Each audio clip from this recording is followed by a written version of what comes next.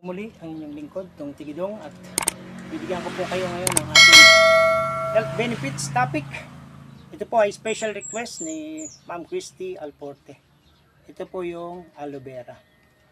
Gamit po natin ang ating magnifying glass at tuklasin ano nga ba ang health benefits ng aloe vera at ano ang may dudulot sa atin ito.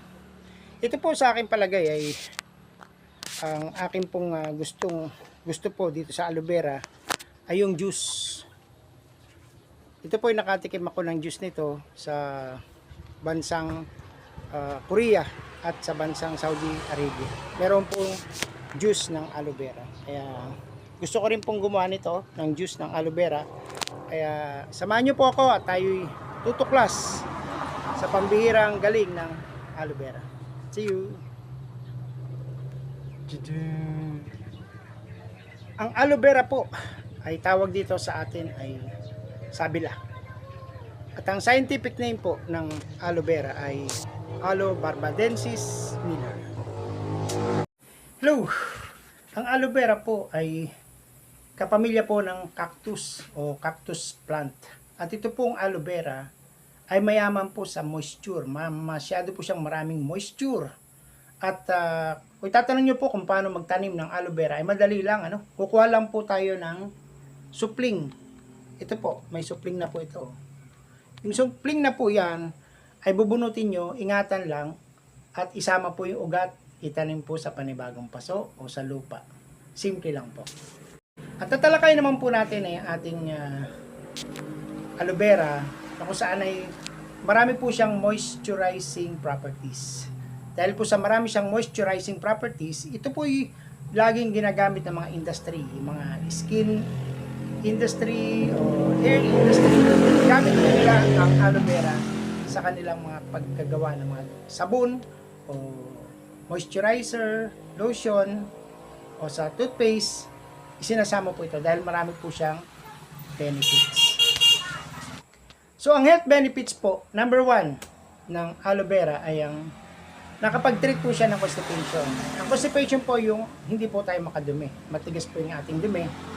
Ito pong aloe vera juice ay may natural laxative. Ito pong green outer screen niya ay nagko-contain po siya ng anthracenosis. No? Yun po ay may laxative effect. So, kung kayo po ay first time na iinom o gagamit po ng aloe vera juice, try nyo po muna yung 1 cup or 8 ounce.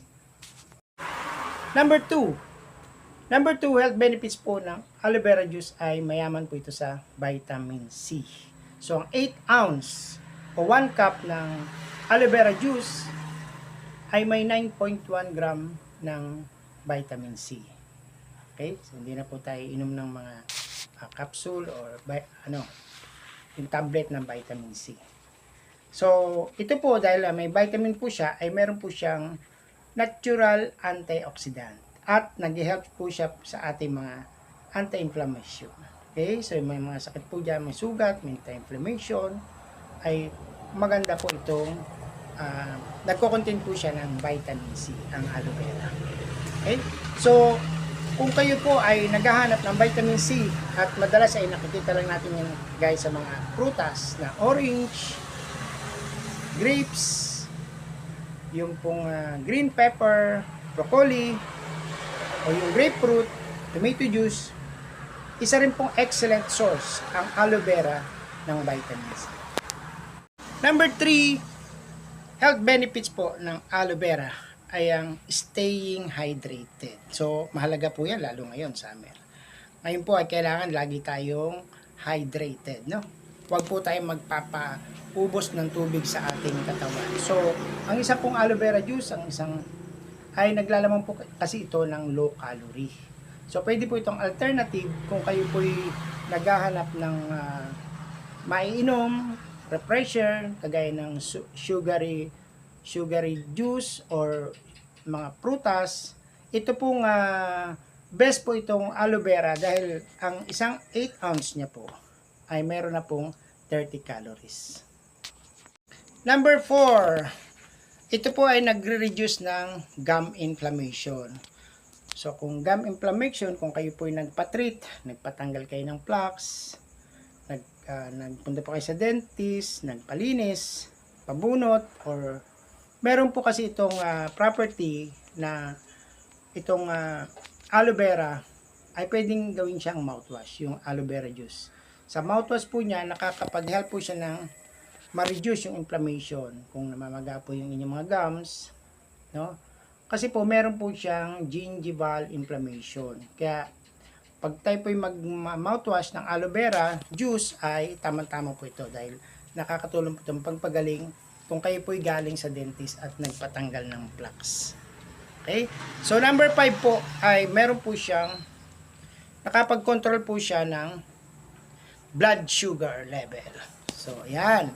So hindi pa natin natalakay ang pong blood sugar o yung ito po nakaka-help sa mga pre-diabetes, yung wala pa po siya, papunta pa lang po yung kanyang diabetic, no?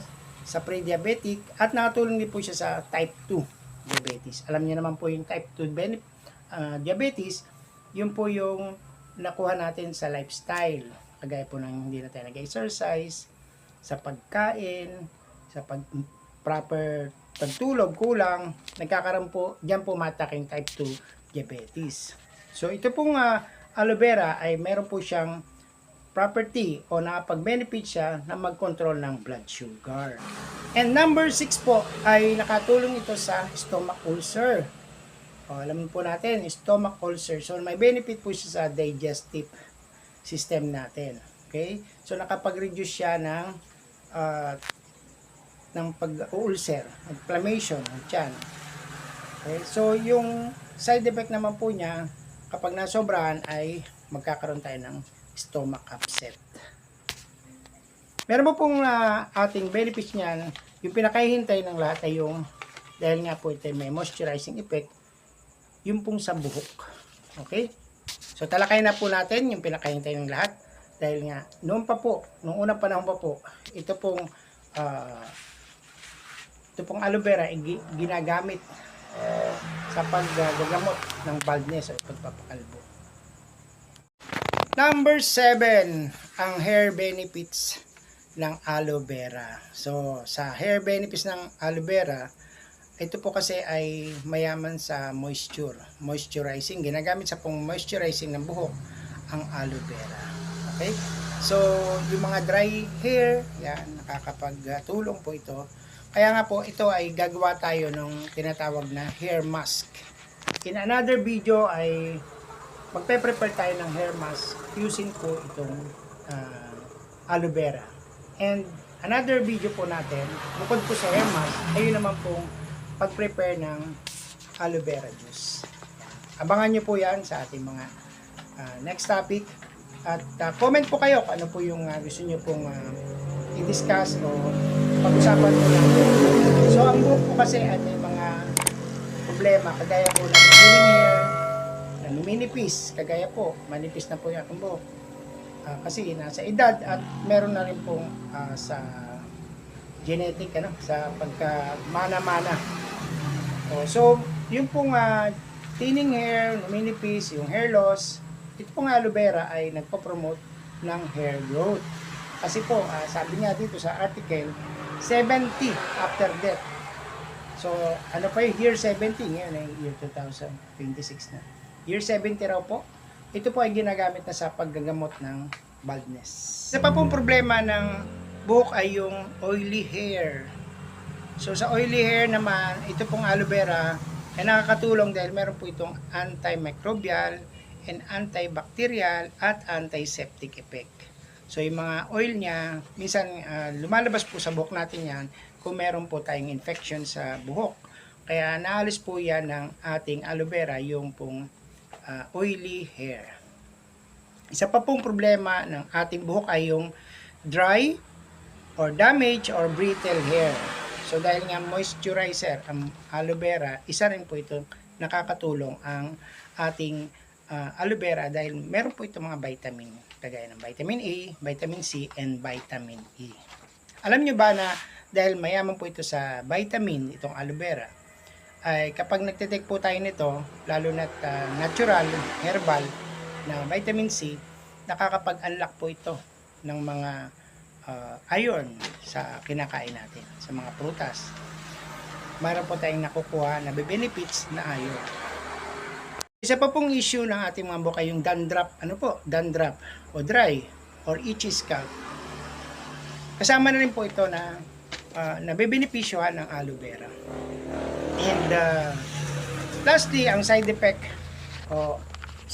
po ng aloe vera ay ayan, kagaya po ng scalp irritation. Pag na-irritate na po kayo, don't use.